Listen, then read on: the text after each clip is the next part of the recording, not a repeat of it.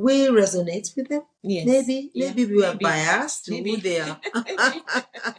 Like you were saying about you were raised by a woman who was managing her own home in certain manner, and that's a role model. That's the type of mother or the wife you want to be, when you grow up. So let's look at the biblical example of women that we admire.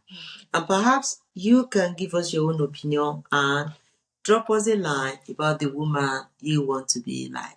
So, Sister Yet, who is your first favorite woman of the Bible? Give it to us.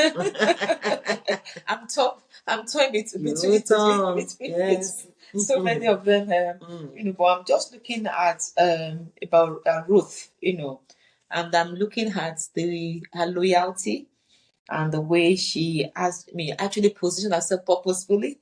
She was loyal to Naomi. I mean, we can find this Ruth. I'm sure many of us know the Bible and where we can find Ruth.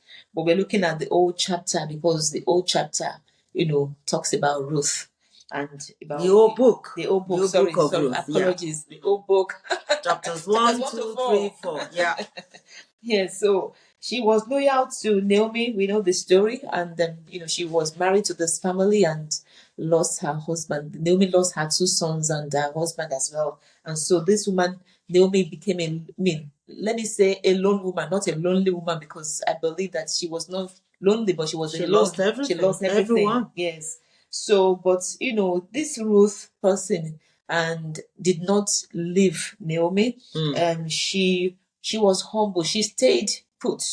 Even when Naomi said to her, Naomi was being selfless and was actually being considerate. No, holding her back from going to go and live her life after all the husband is dead. Yeah, because if it was her daughter, I'm sure she would say the same thing. So she had seen Ruth as her daughter. Even then, her sister-in-law left. Yes. The other sister left. Yeah. But Ruth determined to stay, and she was resolute even when she was being begged, as in to go. Please just go. But she was saying, "No, I'm not going anywhere." And she didn't stop there. She actually was not lazy. She now began to think of how to provide for her mother-in-law. What kind of selflessness is that? That's really amazing. And I think it's like what goes wrong comes wrong. Yes. She's kind. Yes. She's selfless. Yes. She's selfless. Yeah. The good match made in heaven. Yeah, good seeds were sown, and of course you can see the impact of a good relationship